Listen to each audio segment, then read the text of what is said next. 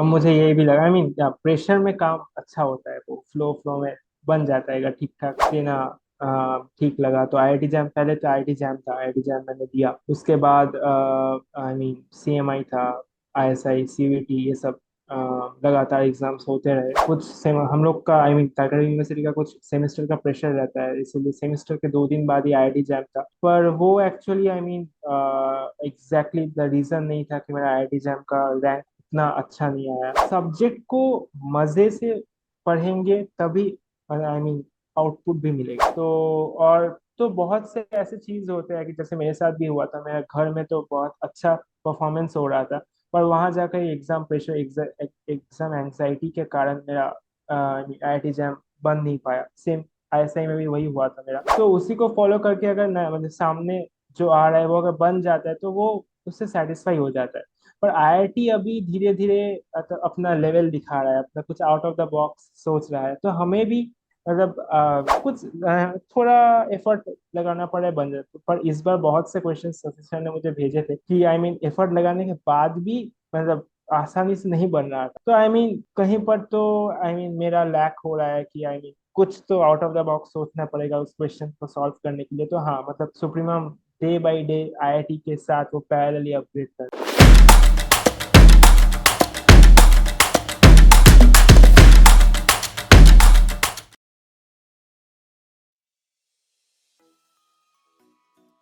सौम्य Joy जी, आपका बहुत बहुत स्वागत है सुप्रीमम के इस प्लेटफॉर्म पे। और जैसा कि आपने आईआईटी जैम दिया है, जैम के बाद आपने सीयूईटी दिया, फिर फाइजर, फिर उसके बाद आपने सीएमआई, मतलब विभिन्न तरीकों के आपने आईएसआई, सारे एग्जाम्स को आपने दिया। और सबसे बेस्ट ये है कि आपका सीयूईटी में, अगर जैसे कि हमने अभी तक बहुत सारे बच्चों से बात किया है, सीयूईटी में आपका 255 मार्क्स है, जो कि आई थिंक अभी तक का सबसे हाईएस्ट है। आपका आईआईटी जैम में भी अच्छा रैंक था। सीएमआई में अभी आप गए हुए हैं, उसको क्रैक करके आप अभी वहाँ एडमिशन ले। तो मैं थोड़ा सा आपकी जर्नी के बारे में जानना चाहूंगा कि कैसे आपने 10th 11th 12th, फिर अभी आप ग्रेजुएशन किया, और अभी आप इतने सारे एग्जाम्स को अच्छे से आप। हाँ, 10th 12th के बाद तो आई मीन मेरा तभी भी एम था कि मैं आईएसआई परस्यू करूंगा, पर तभी नहीं हुआ था। तो उसके बाद मुझे स्टैटिस्टिक्स का उतना नॉलेज नहीं था, तो मैंने सोचा, मतलब I was a bit interested in mathematics, but मुझे लगा कि मैथ्स ठीक है, साइड में रखते हैं, प्योर मैथमेटिक्स उतना इंटरेस्टिंग नहीं था, तो स्टैटिस्टिक्स में जाना बेटर लगा।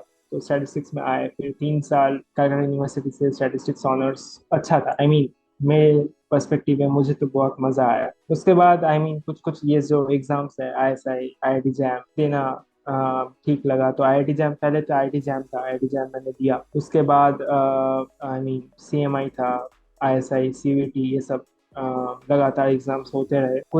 हम लोग का आई मीन टाटा यूनिवर्सिटी का कुछ सेमेस्टर का प्रेशर रहता है, इसलिए सेमेस्टर के 2 दिन बाद ही आईआईटी जैम था। पर वो actually I mean exactly the reason नहीं था कि मेरा आईआईटी जैम का रैंक इतना अच्छा नहीं आया। उसका रीजन कुछ और है, मतलब आई मीन मेरे कुछ बहुत से गलतियां हुई थी, सिली मिस्टेक्स, कैलकुलेशन एरर्स, मतलब अ,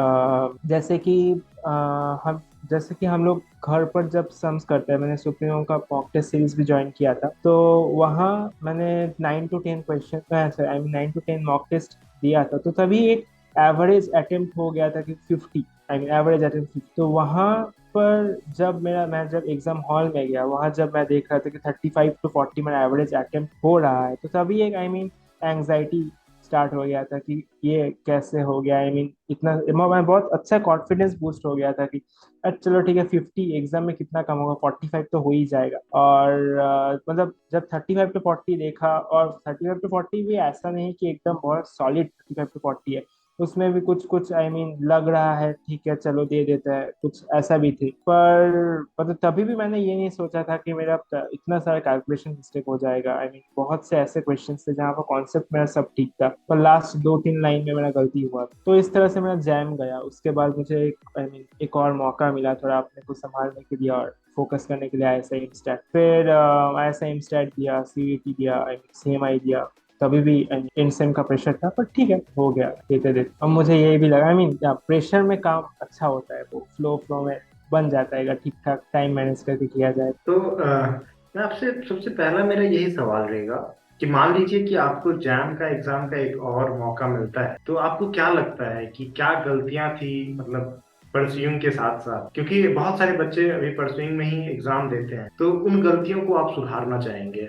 देखिए, आई मीन यहाँ पर बहुत से ऐसे बच्चे हैं जो एग्जाम देते हैं कि एग्जाम देना पड़ता है, मतलब स्टैट लेके पढ़े हैं तो आईआईटी जैम, ये एक मतलब आई मीन ट्रेडिशन बनता है कि आईआईटी जैम दी। तो आई मीन मैं सबको यही बोलना चाह रहा हूँ कि जब कोई ऑनर्स पढ़ रहा है तो मतलब ऑनर्स एक ऐसा चीज है, आप एक ही सब्जेक्ट पर फोकस कर रहे हो, और आपने ऑनर्स टेकअप किया था, और स्टैटिस्टिक्स एक ग्रोइंग सब्जेक्ट है। स्टैटिस्टिक्स कोई ऐसा सब्जेक्ट नहीं कि कोई भी चलो ले लेते हैं, वो एक ग्रोइंग सब्जेक्ट है। तो आपने अपने मन मतलब आपको मन में लगा था कि ये हम कर पाएंगे, आपने पसंद करके लिया था, तो सब्जेक्ट को मजे से पढ़ेंगे तभी आई मीन आउटपुट भी मिलेगा। तो आईआईटी जैम या फिर कोई भी एग्जाम, अगर वो एग्जाम प्रेशर आप पे हो कि ये मुझे करना ही है, तो और तो बहुत से ऐसे चीज होते हैं कि जैसे मेरे साथ भी हुआ था, मेरे घर में तो बहुत अच्छा परफॉर्मेंस हो रहा था, पर वहां जाकर एग्जाम प्रेशर, एग्जाम एंग्जाइटी के कारण मेरा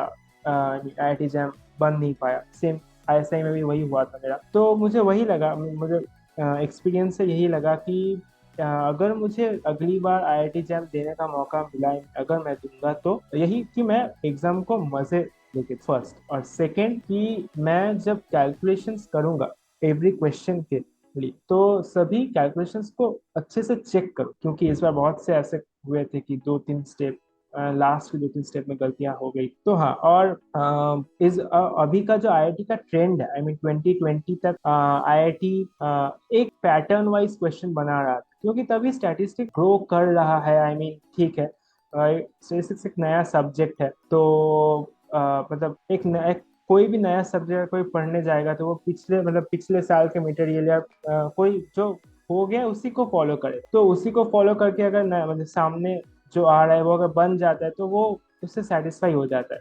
पर आईआईटी अभी धीरे धीरे अपना लेवल दिखा रहा है, अपना कुछ आउट ऑफ द बॉक्स सोच रहा है, तो हमें भी मतलब फ्यूचर के जितने भी जैम के एग्जाम्स होंगे, स्टूडेंट्स को भी सोचना पड़ेगा कि इस सब्जेक्ट को लेके वो क्या कर सकते हैं। आईआईटी स्टूडेंट से यही चाहता है कि इस सब्जेक्ट को आई मीन एक्सप्लोर करवा रहा है स्टूडेंट्स, क्योंकि इस बार मैं अभी भी अगर मैं जैम का पेपर इस बार का देखता हूँ तो मुझे बहुत से न्यू कॉन्सेप्ट्स, न्यू क्वेश्चंस के वेरिएशंस देखने मिल रही। 2021, 2024 में भी ऐसा ही क्वेश्चंस रहेगा। और अभी का जो सुप्रीमा, मतलब मैंने पिछले बार भी सुप्रीमा का तो आई मीन इनरोल किया था, क्वेश्चंस मैंने देखा था, अच्छा लगा था। इस बार और भी ज्यादा इंटरेस्टिंग क्वेश्चंस है, मतलब पिछले बार ऐसा हुआ था कि चलो ठीक है, मतलब अच्छा क्वेश्चन है पर बन जा रहा है, कुछ थोड़ा एफर्ट लगाना पड़ा है, बन जाता है। पर इस बार बहुत से क्वेश्चन सतीश सर ने मुझे भेजे थे कि आई मीन एफर्ट लगाने के बाद भी मतलब आसानी से नहीं बन रहा था। तो आई मीन कहीं पर तो आई मीन मेरा लैक हो रहा है कि आई मीन कुछ तो आउट ऑफ द बॉक्स सोचना पड़ेगा उस क्वेश्चन को सॉल्व करने के लिए। तो हाँ, मतलब सुप्रीमा डे बाय डे आईआईटी के साथ वो पैरेलली अपग्रेड कर। चलिए, वैसे मेरी बात सतीश सर के साथ हुई अभी कुछ दिन पहले ही, क्योंकि अभी सतीश सर भी स्टैट तक पढ़ा रहे हैं, तो वो बता रहे थे कि किस तरीके से बहुत सारे कॉन्सेप्ट जिसके कि क्वेश्चंस को करने में 1-1 घंटे लग जाते थे, काफी लेंदी होता था, अब वो उनको एक अलग कॉन्सेप्ट अलग तरीके से उन्होंने उसको 10 मिनट 15 मिनट में हल किया। तो केवल ये बच्चों के लिए मुझे नहीं लगता है, ये जो टीचर्स हैं उनको भी कुछ ना कुछ नया सिखा रहा है, नई चीजें वो बता रहा है। तो बच्चों के साथ साथ टीचर भी धीरे धीरे अपडेट हो रहे हैं और वो नए नए कॉन्सेप्ट को इवॉल्व कर, तो ये भी काफी अच्छा है। और जैसे कि मैं एक टफनेस के हिसाब से जैसे जानना चाहूंगा, जैसे आपने कहा कि जैम का पेपर धीरे धीरे पैटर्न चेंज हो रहा है, तो ऑब्वियसली बात है वो टफ की कैटेगरी में आने लगता है, क्योंकि अब चीजें चेंज हो रही है तो आदमी को टफ लगता है। और अगर देखेंगे दूसरी तरफ, आपने सीयूईटी में काफी अच्छा स्कोर किया है, और इस बार का जब मैंने एग्जाम का एक फीडबैक लिया तो बच्चों ने कहा कि वो भी काफी ज्यादा टफ था। तो दोनों एग्जाम को अगर हम वो चेक करें, तो अगर देखें तो एक में आपको 3 आवर मिला, एक में आपको 2 आवर मिला, तो लेकिन फिर भी आपने इसको बहुत ही अच्छे तरीके से, मतलब यहाँ इस वाले मैदान पे आपने बहुत अच्छे तरीके से आपने स्कोर किया, तो उसके बारे में थोड़ा आप मुझे बताइए। हाँ, एक्चुअली मैंने कुछ देर पहले ही कहा था कि मैंने आईआईटी जैम में मैं एग्जाम प्रेशर था कि ये तो आई मीन करना ही पड़ेगा। मतलब आईआईटी जैम के एग्जाम के दिन ऐसा भी मुझे लगा था कि आई मीन इतना कम क्वेश्चन सॉल्व हो रहा है मेरे से, कुछ और आई मीन एक दो और बन जाते हैं तो शायद कुछ स्कोर बूस्ट हो जाएगा, आई मीन कुछ। तो इस तरह का एक मेंटालिटी चल रहा था मेरे एग्जामिनेशन हॉल में। पर सीईटी के दिन कुछ ऐसा नहीं लगा। सीईटी के दिन जस्ट जस्ट मजे से क्वेश्चन सॉल्व कर रहा हूँ, मतलब हाँ क्वेश्चंस लेंदी थे, तो बस सॉल्व करते करते करते कब आई मीन 70 क्रॉस हो गया क्वेश्चन के अटेम्प्ट, मुझे भी पता नहीं चला। तो ऐसा एक था कि, और क्योंकि सीवीटी को वो नंबर्स बहुत आई मीन कंफ्यूजिंग दिखाता है, एक कभी कभी अटेम्प्ट, कभी कभी I mean mark for review, तो वो समझ में नहीं आता एक्चुअली। और हाँ, अब सीवीटी का मैं अगर पिछले साल और इस साल का अगर मैं कंपैरिजन करूँ, तो पिछले साल बहुत से ऐसे क्वेश्चंस थे जो देख के ही मैं बता सकता था इसका तो ये होगा, इसका मतलब बहुत बहुत डायरेक्ट क्वेश्चंस थे। और इस बार का जो सीवीटी क्वेश्चंस था, मतलब आपको एटलीस्ट एक बार पेन टच करना पड़ेगा, एक दो लाइन का कैलकुलेशन भी करना पड़ेगा, अगर आप बहुत फास्ट मतलब ट्रिक भी यूज करते हैं तो भी करना पड़ेगा। तो ऐसे बहुत कम क्वेश्चंस थे कि देख के ही बता सकते हैं ये तो ये होगा, ये तो वो वो अलग बात है। अभी भी बहुत सारे क्वेश्चन सीवीटी के गलत है, पर वो लोग ठीक बोल रहे हैं। तो हाँ, मतलब सीवी अब आप अगर 2 घंटा 3 घंटा का कंपैरिजन करेंगे, तो आईआईटी का जो 3 घंटा था वहां पर क्वेश्चंस बहुत इंटरेस्टिंग, आई मीन बहुत out of the box questions आए थे, जहाँ पर दिमाग लगाना पड़ रहा था। आई मीन जो सब्जेक्ट को एक्सप्लोर करने की बात आती है, वो आईआईटी हम लोग से करवा रहा था। और सीवीटी का जो बात है, सीवीटी का क्वेश्चंस आई मीन टफ था, ये भी मैं मानता हूँ, आई मीन लेंदी था, ये भी मैं मानता हूँ, पर वो क्वेश्चंस ऐसा नहीं था कि नहीं बन, वो जो 100 क्वेश्चन, वो सॉरी 75 जो स्टैट के क्वेश्चंस थे, वो शायद 2 आवर्स में बनने लायक नहीं थे। आई मीन थोड़ा और टाइम मिलता तो सबको थोड़ा और अच्छा, आई मीन थोड़ा और अच्छे से टाइम से कर सकते थे। पर हाँ, मैं सीयूटी का क्वेश्चंस मेरे लिए मेरे पॉइंट ऑफ व्यू से टफ नहीं था, आई मीन पिछले साल के तरह टफ था।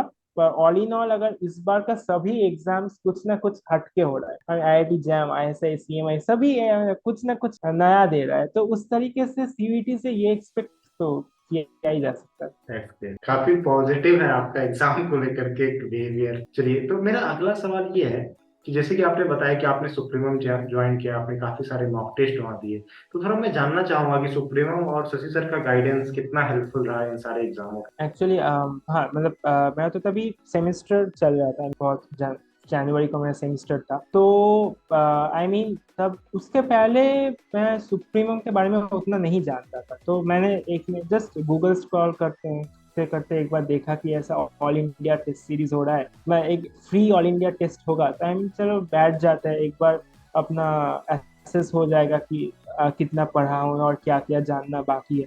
तो जस्ट बैठ गया था एक एग्जाम देने के लिए। उसके बाद आई मीन क्वेश्चन स्ट्रक्चर देख के लगा कि नहीं ठीक है, ये आई मीन आईआईटी जैम के लिए अच्छा क्वेश्चन सेट है, एक 3 आवर्स का एक अच्छा मॉक टेस्ट दिया जा सकता है। तो जस्ट इनरोल हो गया कि एग्जाम प्रेशर में भी अगर एक दिन एक एग्जाम भी मैं दे देता हूँ तो टच में रहूंगा जैम के। तो हाँ, मतलब वो जो 9 to 10 मॉक टेस्ट मैंने दिया था, उससे बहुत अच्छा मैंने बूस्ट हुआ था मेरा कॉन्फिडेंस। और सभी क्वेश्चंस आई मीन मुझे बहुत कम क्वेश्चंस ऐसा लगा कि एकदम पीवाईक्यू उठा कर दे दिया था।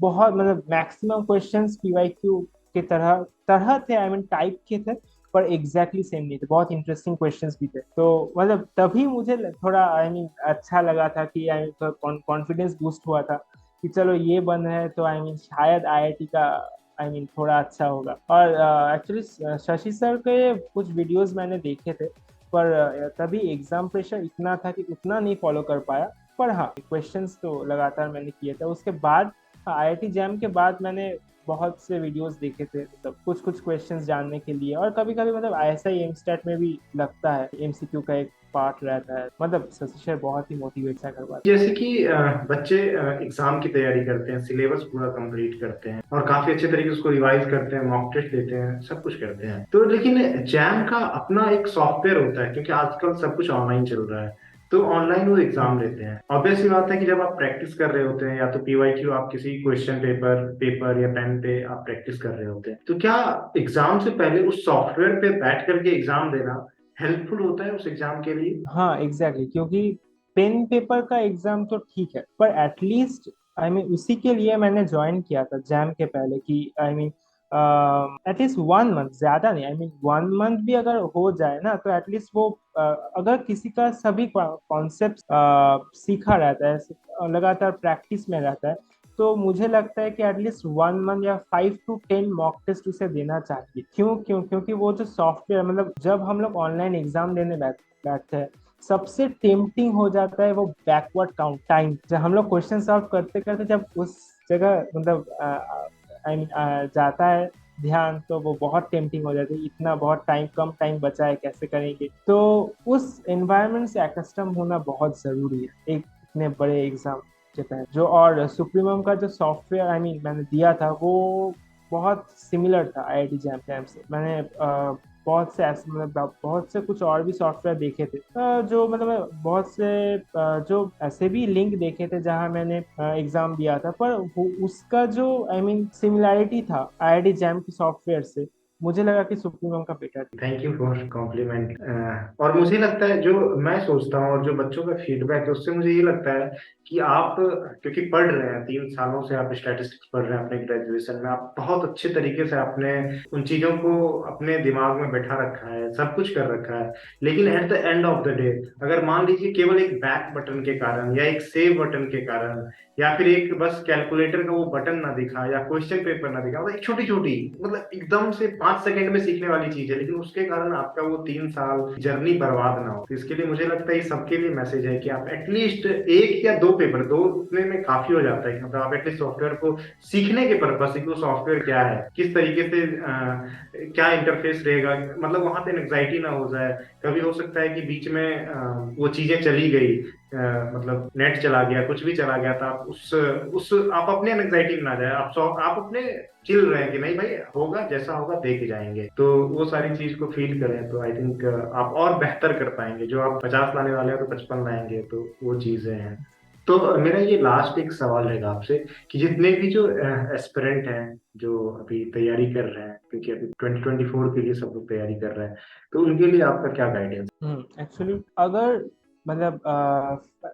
फर्स्ट टाइम कोई एग्जाम दे रहा है, ग्रेजुएशन के थर्ड ईयर होते होते अगर कोई एग्जाम दे रहा है, तो सबका एक टेंशन रहता है कि जैम का बीएससी के पैरेलल जैम बहुत टफ हो जाता है मेंटेन करना। तो मुझे ये लगता है कि, बट हाँ, अगर वो पॉइंट ऑफ व्यू भी मैटर करता है कि कौन कितना ले पाता है, पर ये टेंशन नहीं लेना चाहिए कि सिलेबस खत्म नहीं, सिलेबस खत्म आराम से हो जाए, पर आईआईटी का जो पेपर आता है वो सिर्फ सिलेबस खत्म होने से नहीं होगा।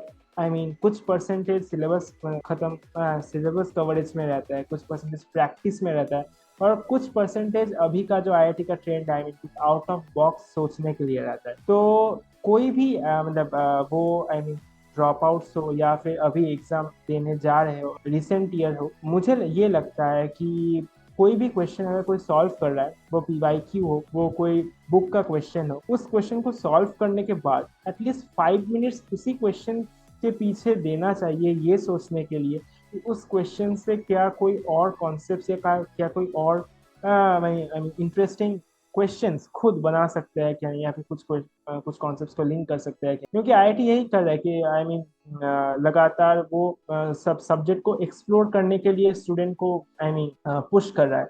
तो अगर आईआईटी कर रहा है तो हम लोग को भी करना चाहिए, और सुप्रीमो तो वैसे भी कर ही रहा है।